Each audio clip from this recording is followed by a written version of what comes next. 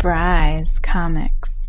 Welcome to Bry's Comics. This channel is all about comic book investment and speculation and offering valuable knowledge on how to have this hobby fund itself. And a big part of having this hobby fund itself is submitting your books to CGC to get graded. And a big part of that is getting those books back from CGC and unboxing them. It's the most exciting, thrilling part of this whole thing of flipping comic books. It's really fun for me to open these boxes, and I hope it's fun for you too. I never quite remember exactly what I submitted or what's going to be in the box, so it's truly a fun time. And today we have two boxes that I'm going to get into, and what I'm going to do is at the end of the video I'm going to put up all the books that are for sale and the prices, like a freeze frame. And if you're interested in anything, you can hit me up over on Instagram. I don't know if I'm going to put these up on my eBay page or not, but the link to my eBay store and my Instagram will be down below in the description. I just feel like I need to stop funding the retirements of the executives of eBay with all the fees that I'm paying them. And so maybe I'll wait until I get my website up to list these books, which will be very soon. Maybe I'll just launch my website, not have it be perfect, but just a place where you can go to at least buy the book so I can offer better prices. We will see, but definitely you can hit me up over on Instagram for any of these, and it'll be cheaper than whatever it's listed for on eBay. So let's crack into them. All right, so first up we have We Live #1 from Aftershock Comics. This is the 1 in 15, the Dustin Nguyen cover. Just a really cool series. I am absolutely in love with this series, We Live #1. If you haven't read this series, I highly recommend that you go and pick it up. It's that good. I'm not sure if anything's going to come of the series or not. This isn't a terribly expensive slab. I'm going to hold on to this one for now. I just think that this would make an incredible series of some kind, and I'm happy to hold on to that until something pops off. All right, next up we have We Only Find Them When They're Dead #1, and this is the Glow in the Dark Peach Momoko variant. But it's this side here, all of this stuff here that glows in the dark. Truly cool. I've never seen a glow in the dark cover before, so I'm really excited to have this. It says Sanctum Sanctorum Comics Edition A. So there's also a virgin edition of this that's not glow in the dark, and this is the glow in the dark version that has the trade dress on the comic here. But the glow in the dark definitely goes for more than the virgin cover.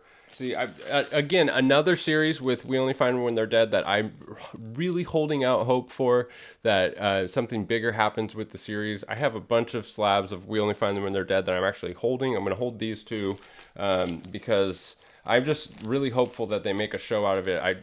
Those two series right there are actually probably my two favorite series right now, is We Live and We Only Find Them When They're Dead. So let's see how many copies we got of that.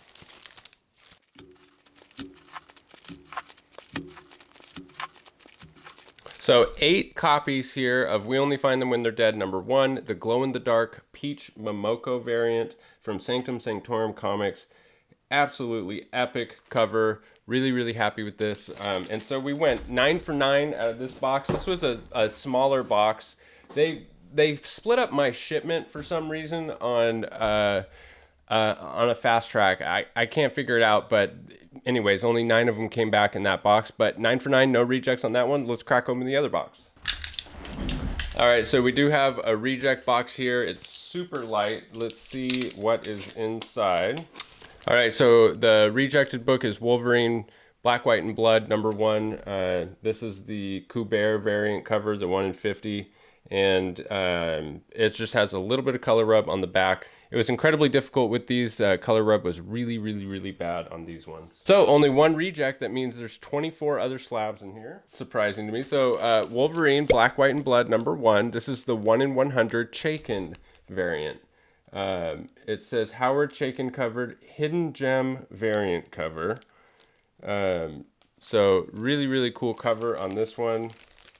Okay, and then we have Wolverine Black, White, and Blood #1, the Tony Daniel variant, and this is the Error edition. It says right here on the label, Daniel variant cover Error edition. So the error on this was that they misprinted a wrap from Empire's End in here. So the first couple pages were the wrong book printed inside. Kind of cool. And it says manufactured with 2 pages replaced from Web of Venom Empire's End #1. And I did get 2 copies of that, of the Error edition.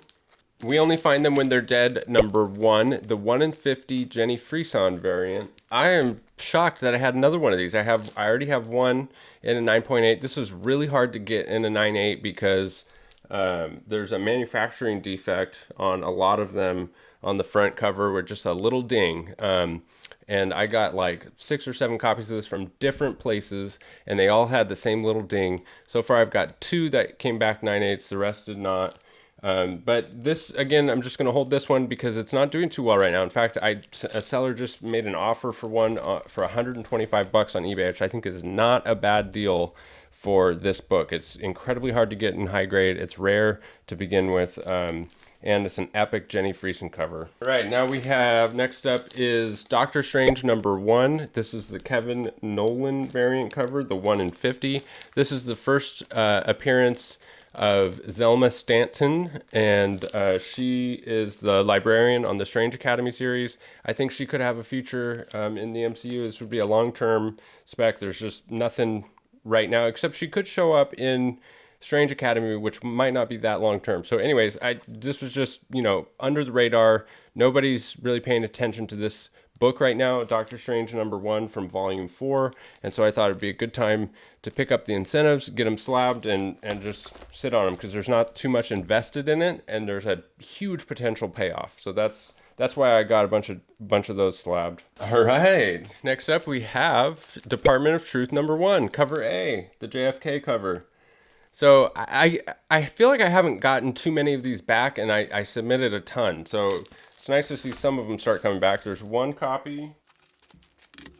So 3 copies of Department of Truth #1, cover A. Super excited about that. Those will sell quick. All right, and some more of these. I had a bunch of these previously, and I sold them all, and then I regretted selling them all because this cover is just so cool. It reprints.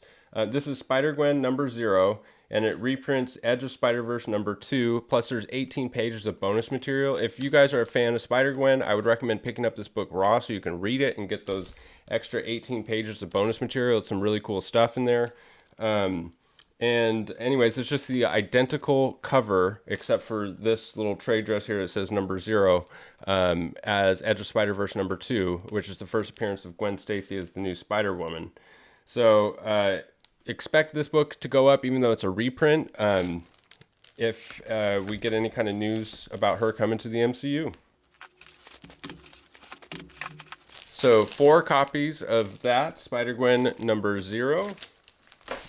Oh man, I gotta take this one out to look at it. Holy smokes. This is Spider-Man #1, the Facsimile edition. It just reprints Spider-Man #1 from 1990, I believe it was. This is the Scorpion Comics Gold Trade Dress Edition. Clayton Crane redid this masterfully. I am just a huge fan. If you can't tell, I have a bunch of these up on the wall, and I wanted to get the whole run. Really, really happy about this. I decided to keep all the versions of the reprints and get the regular original editions as well. But this trade dress edition I almost like it better than the versions. So let's see how many of this we got.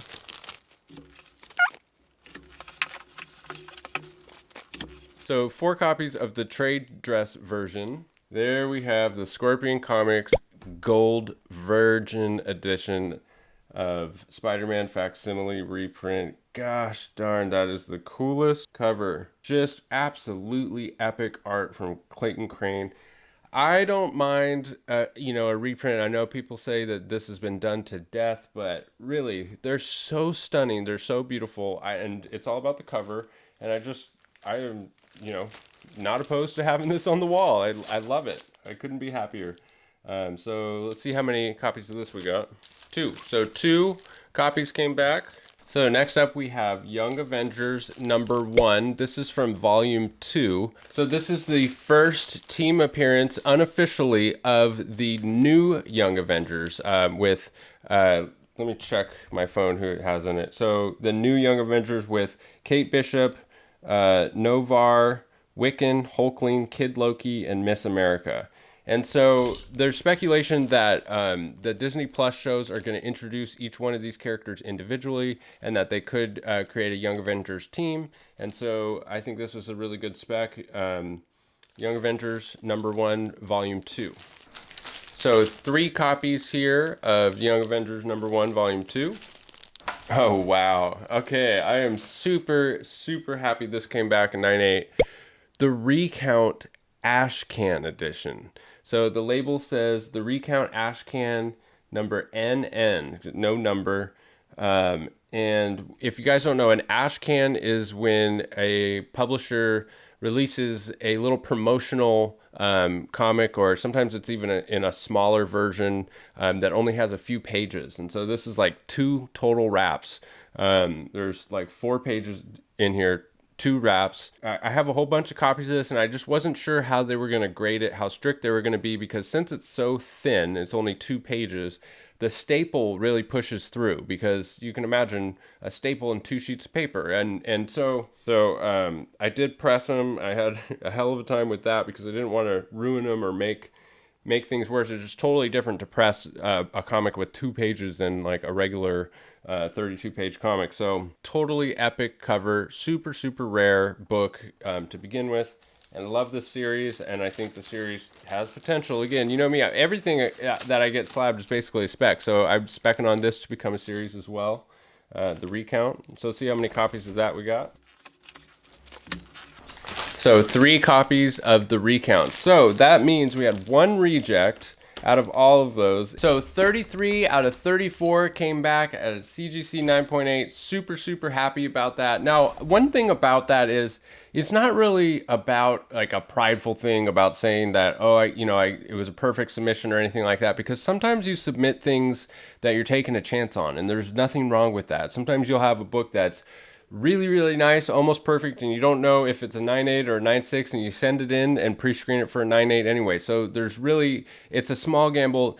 When they send back a book rejected, it's a $5 rejection fee. So a lot of times it's a worthy risk to take. You're only risking $5, and you could possibly get a 9.8. In some books, that really pays off. So it doesn't really mean anything if you have a perfect submission, because sometimes you put things in there that you're just hoping for the best. So, but it is definitely really, really nice to get everything back slabbed in a 9.8. So thank you so much. Let's throw them up on the screen.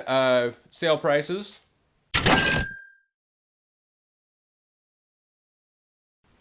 And as always, I also want to throw up the cost profit breakdown, and we'll throw up the potential profits here.